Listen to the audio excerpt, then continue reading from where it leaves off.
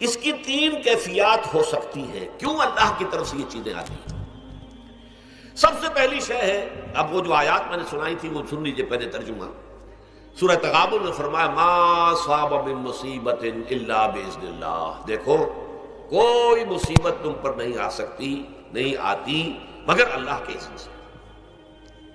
ومن یؤمن باللہ، اور جو شخص اللہ پر ایمان رکھتا ہو یہدی قلبہ، اللہ اس کے دل کو ہدایت دے دیتا ہے، اس کے دل کو سکون عطا کر دیتا ہے.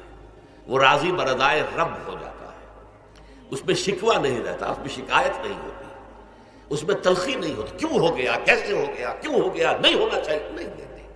یہ سارا جو پیچ آدمی کھاتا رہتا ہے نا اندر ہی اندر، وہ جو پیچ کھا رہا ہے یہ سب پیچ سے نجات نہیں گئی.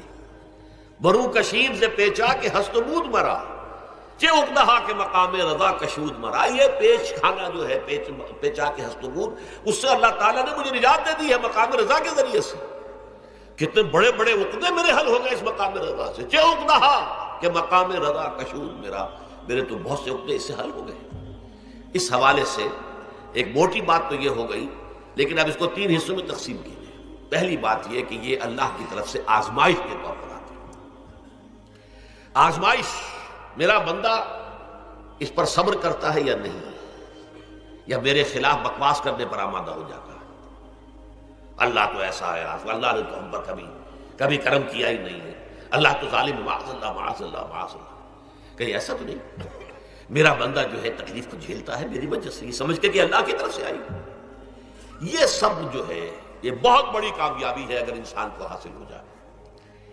اور اس صبر کے نتیجے میں دو اور باتیں پیدا ہوتی ہیں. یہ مضامین علیحدہ علیحدہ دروس کے اندر آتے رہے ہیں، لیکن آج ایک نئے عنوان کے تحت جمع ہو کر آ رہے ہیں. پہلی بات یہ ہوتی ہے کہ یہ امتحان کا نتیجہ کیا نکلتا ہے کہ آپ نے ایک امتحان پاس کیا تو آپ کے اگلے درجے میں ترقی ہو جاتی ہے. 5ویں کا امتحان پاس کر لیا نا تو 6ٹھی میں جائیں گے. اب 6ٹھی کا امتحان پاس کریں گے تو 7ویں میں جائیں گے. 7ویں کا پاس کریں گے تو 8ویں میں. درجہ بدرجہ انسان کی دینی، ایمانی اور روحانی ترقی کا ذریعہ یہ آزمائش ہوتی ہے. جتنا اس میں صبر ہوگا، جتنا اس میں تسلیم و رضا جو ہے آپ حاصل کرتے جائیں گے تو آپ کے درجے بلند ہوتے چلے جائیں گے. آپ کا امتحان کڑے سے کڑا آئے گا، بڑے سے بڑا آئے گا، مشکل سے مشکل تر آئے گا. ایک وقت میں MA کا امتحان بھی آپ کو دینا ہوگا. ایک وقت میں ہو سکتا ہے PhD کے لیے تھیسس آپ لکھیں، پھر اس کے اوپر جو ہے ٹیم بیٹھی ہوئی اور آپ سے وہ بحث کرے، جرا کرے آپ سے، وہ بھی کرنا ہوگا. لیکن یہ کہ اگر پرائمری ہی میں فیل ہو گئے تو اس کا سوال ہی پیدا نہیں ہوتا کہ کبھی آپ MA کا یا PhD کا تھیسس بھی لکھیں. اور اسی کو دوسرے انداز میں کہا گیا ہے قرآن مجید میں وَلِيُبْلِيَ الْمُؤْمِنِينَ مِنْهُ بَلَاءً حَسَنًا.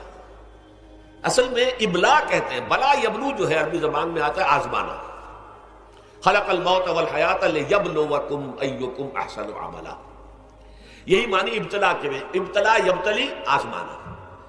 ابلا یبلی جو آتا ہے باب افعال سے، اس میں آتا ہے کسی کو کسی تکلیف میں ڈال کر اس کو نکھارنا، کہ اس کا جوہر نکھر جائے، اس کے اندر جو خیر ہے وہ اور چمک جائے، لوگوں کو بھی معلوم ہو جائے کہ یہ شخص اس مقام کا اہل ہے، اس کے اندر یہ صلاحیت ہے، اس میں یہ قوت موجود ہے.